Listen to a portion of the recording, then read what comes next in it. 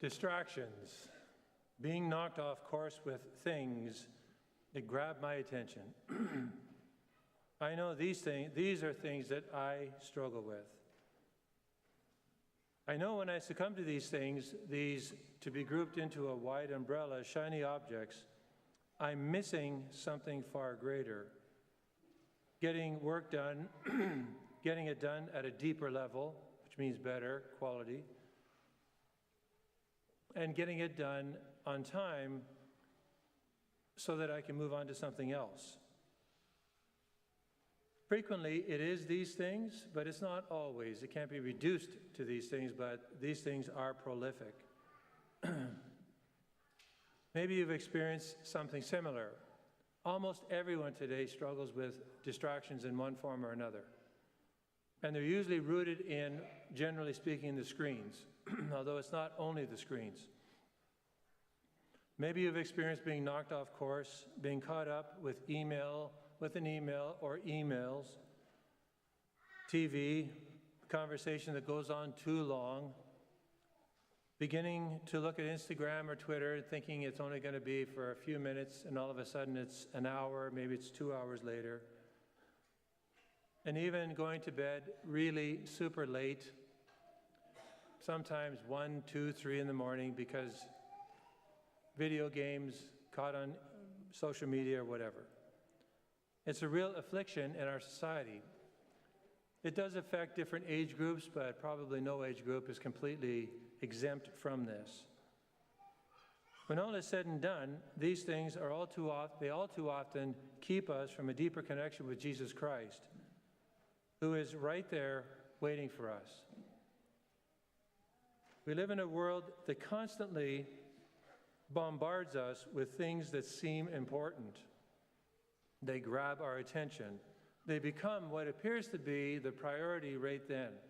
Even though we know it's not the priority in our life, it becomes the priority by the way it mesmerizes us and catches us and has us focus our attention to the exclusion of all else. These things shine brightly in front of us, and we often focus on them so intently they consume our attention. They, in effect, blind us to what we should be doing at the moment. This phenomena, as I've said before, is called shiny object syndrome. It's the new cry for help, SOS. It used to be save our ship, right? Now it's shiny object syndrome. And there are articles being written on this subject because people do need guidance.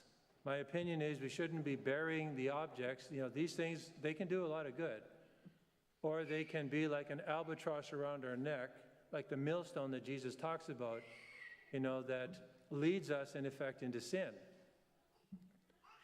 So this new cry for help, this SOS, where we get absorbed in what grabs our attention and we forget what we really should be doing.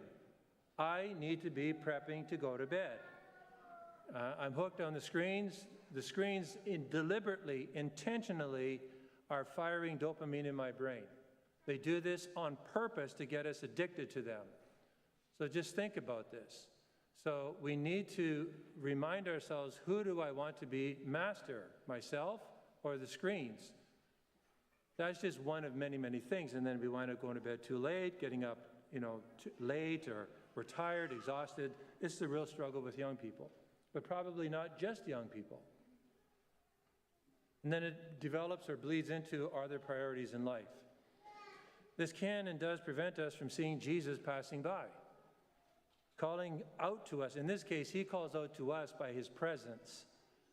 We miss opportunities to draw close to him because we're too busy mesmerized by things that lead us to forget what we should do and what is the priorities in our life. Not only do we need priority management, not time management, priority management, but we need to review it again and again and again and again and again. We need to make it so part of our thinking that we actually are able to resist the lure of these things. This is where the enemy wants us to be, that we're mesmerized by these things, mesmerized by what's in front of us, to the exclusion of what's really the priority we should be paying attention to. The enemy wants us here, and if we do not do something different, nothing will change. In fact, it'll get worse. That's why, for example, when it comes to a bigger issue, church world, after COVID, status quo, couldn't stand it. We can't stand for status quo, so a 10-year vision is meant to do something different so that we get a different outcome. If we just did everything the same before COVID, we would have the same situation maybe before COVID, but still a lot of people not coming back to Mass. But it's not just getting bodies in the pews, it's making engaged disciples and so on. So it's doing something different for a different outcome, doing something that's positive, constructive for a different outcome. Otherwise, in this case, we stay blinded and, in fact, become addicted to the screens. And so the enemy continues the onslaught of images because he doesn't want us thinking about this. He doesn't want us stepping back and saying, what must I do that's different in order to be in control here, to actually have control over these things in my life? So the onslaught of images, objects exciting our passions, dopamine rushes, and so on continues. In the Gospel of Mark, we see an example of both physical and spiritual blindness in this incident that captures Bartimaeus and Jesus. Bartimaeus was physically blind, but what's interesting is that he could see something that many others who had sight could not see. He recognized Jesus, who Jesus was, who he really was. He doesn't say Son of God, but he says something almost as important, well, equally important or synonymous with Son of God, that many could not see in Jesus, and then he knew that Jesus could heal him. He says to him, Jesus, Son of David. Now, the Son of David, that title is used very rarely in the New Testament. Here you got a blind man saying this. People who could see Jesus weren't saying this. Many, not many. Very rare.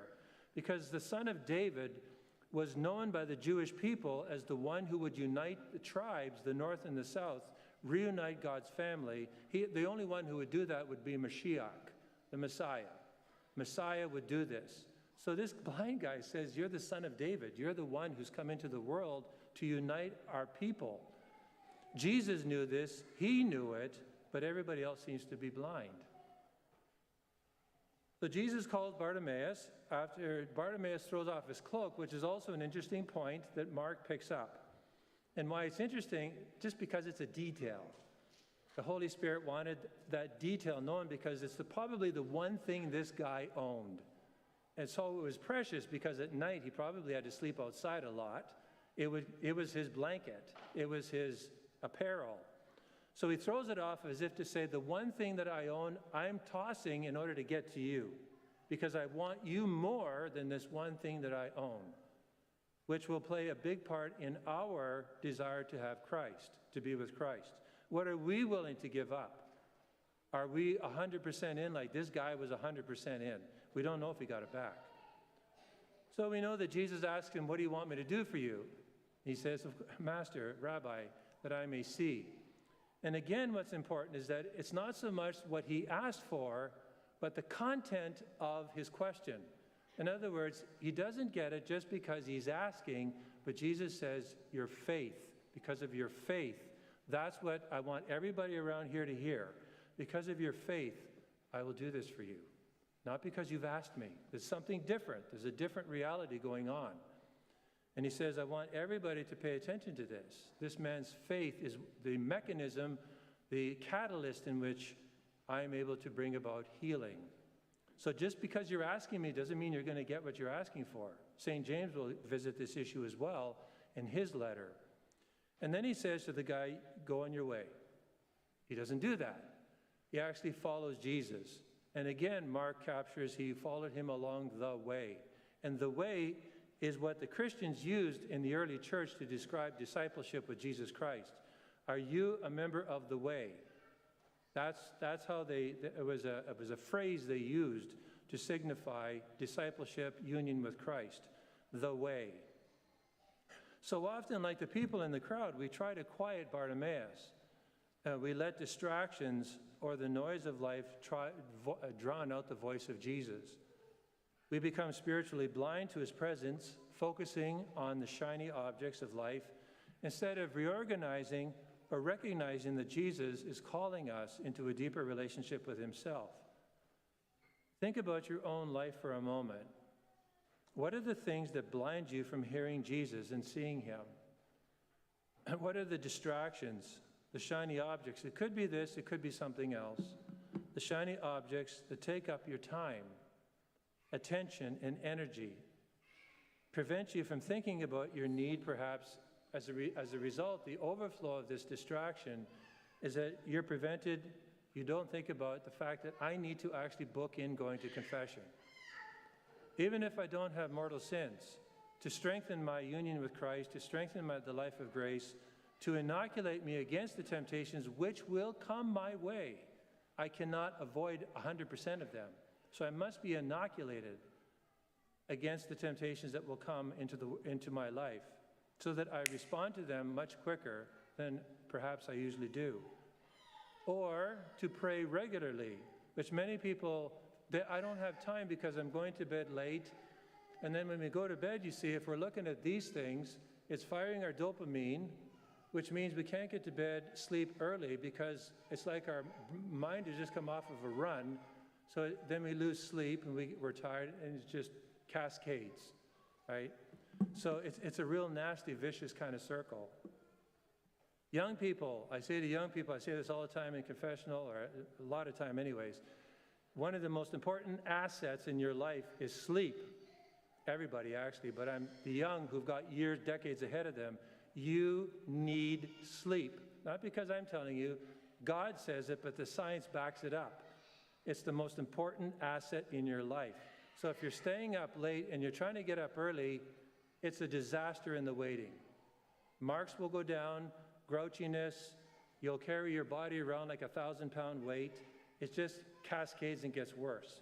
So, but the objects, they keep people up, playing video games, Instagram, all this kind of stuff. So this is so important for us, because Jesus is calling out to us, and are we responding to him? One thing, it's a book that I recommend to a lot of people to read. It's a bit of it's not like a comic book, let's put it that way. It's called Deep Work by Cal Newport. It's a very, very good book. Deep Work by Cal Newport. And he's got a lot of great insights, not religious, just natural sort of insights to help people engage in deep work and avoid a lot of the distractions that keep us away from this. So it could be social media, watching videos online that are not formative, that are what I would call UBIs, useless bits of information. We have to be careful how many UBIs we let into our life. Some of them are innocuous, like they don't really matter. They can, ha, we laugh. But if we watch too many of these things, it's like, are we actually emptying out our brain of constructive thinking? Are we taking ourselves away from the ability to do deep work because we watch all these UBIs, useless bits of information? So again, I'm not into extremes. I'm trying to kind of, in effect, have a medium, but with a clear set of priorities that I myself am working at. And some days I win, some days I lose. But I pray that if I persevere, the wins will outdo the losses. Story of Bartimaeus challenges us to cry out to Christ, to cry out to Jesus, just as he did. Even though the crowd tried to silence him, he didn't let the distractions stop him from actually going to the Lord. And Jesus is passing by your life and my life as well. He's asking you and me, what do you want from me? Do you want something? I know the desires of your heart. You, in fact, if you pay attention, you will be in touch with the desires of your heart.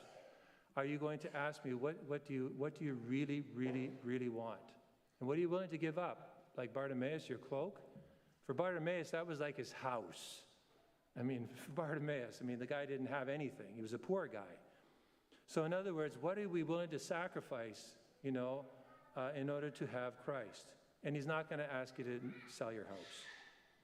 So what would it look like if we as a community really took this to heart, encouraged each other to do this in our various, connections or interactions with each other?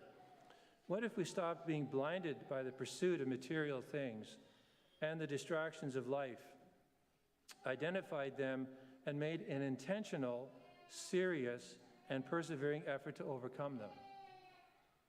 What if we started seeing Jesus more clearly and recognizing the opportunities that are available to us, that he gives us because he really wants to be in relationship with us? I think one overflow of this, one practical manifestation of this, was that the Adoration Chapel would be filled 24/7, 365. People would want to pray more. Whether it's in the Adoration Chapel or not, it's in and of itself. I'm using that because it's the visual you can all sort of project in your mind. Could be at home, that we're making time to pray because that is a priority in my life. See, you expect me to pray. That's not going to happen just because of this. It's got to be a priority or it's not going to happen. There are lots of priests who don't pray. Scandal. I mean, other than the official stuff that you see us do, many don't engage in meditation and so on. So it's not an automatic. We have to be intentional. We have to work at this stuff over and over and over again. This week, I encourage you to take a moment of reflection, something that will have really important consequences. Ask yourself, what is distracting me from seeing Jesus in my life? All of us, to one degree or another, have distractions. There is something. If you don't, please come and tell me. I'll make a joint effort to write a book, and we'll make $1 gazillion, really, because the world is hungry for this. Hungry, because so many people are suffering this. So everybody struggles with this. So what is distracting me from seeing Jesus in my life? Is it, the games, Instagram, Ubis, even conversations that go on too long that I won't cut off charitably because I need to do something else? Identify one shiny object, just one, because one can have a cascading effect. Small investments can lead to huge sort of financial investments, spiritual investments, that's pulling your focus away from the master and maybe inhibiting your relationship with those around you. Because it can be wives and husbands not spending time with each other, or letting this be a babysitter to your kids. Please don't, ever.